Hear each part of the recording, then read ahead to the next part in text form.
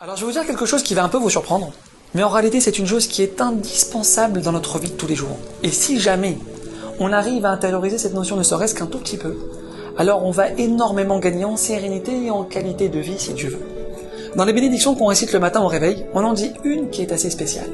Béni sois-tu Hachem, roi du monde, qui prépare les pas de l'homme. Alors qu'est-ce que ça veut dire?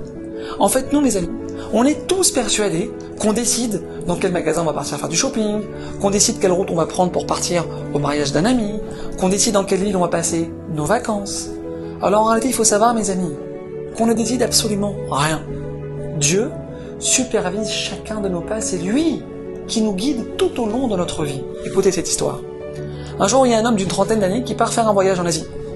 Il devait prendre son vol de retour de Bangkok à New York et arriver chez lui la veille de Rosh Hashanah.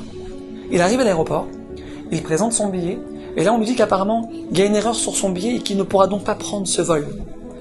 Maintenant le problème c'est que s'il prend le prochain vol, il n'arrive pas chez lui avant Rosh Hashanah. Et donc, il n'a pas le choix que de passer Rosh Hashanah en Asie. Alors il sait qu'à Hong Kong il y a une communauté juive, il passe quelques coups de fil pour essayer de trouver une famille qui pourrait l'accueillir pour la fête, et finalement, il va passer Rosh Hashanah chez une famille qu'il ne connaît absolument pas, mais qui sera celle de la femme qu'il va épouser. Vous l'avez compris mes amis, il n'y avait aucune erreur sur son billet d'avion. Tout était exactement comme ça devait l'être, c'est-à-dire voulu par Hachem. Vivre avec Emouna, ça veut dire mes amis que chaque événement, chaque situation est systématiquement organisée par Dieu dans notre intérêt le plus total, sans aucune once de mal. Je cherche pendant un quart d'heure mes clés pour sortir de la maison. On se trompe de route.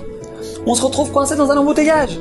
Alors au lieu de paniquer, au lieu de s'énerver, au lieu de s'en prendre à sa femme, qui a changé 4 fois de tenue, et qui a mis 1 heure pour se maquiller, alors souffle un bon coup, et dis-toi que si t'es ici et maintenant, c'est qu'il y a une raison. Et même si toi tu comprends pas pourquoi, lui il le sait. Alors mes amis, apprenons à lui faire confiance, et à le laisser diriger notre vie. À bientôt.